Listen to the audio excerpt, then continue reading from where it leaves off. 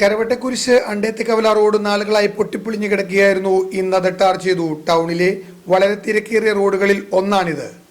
മാസങ്ങളായി ടാർ ചെയ്യാതെ പൊട്ടിപ്പൊളിഞ്ഞിടുന്ന ഈ റോഡിനെതിരായി നിരവധി വാർത്തകളും ജനങ്ങളും പ്രതികരിച്ചിരുന്നു. അതിനെ തുടർന്ന് വീണ്ടും ഇപ്പോൾ ടാറിങ് നടക്കുകയാണ്. ഇതിലെ രസകരമായ ഒരു സംഭവമാണ് നിങ്ങൾക്ക് മുന്നിലേക്ക് ഇപ്പോൾ എത്തിക്കുന്നത്.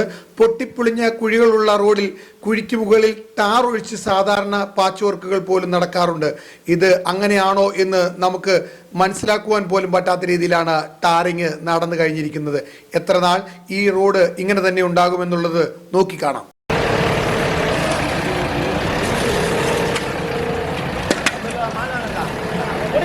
Thank you.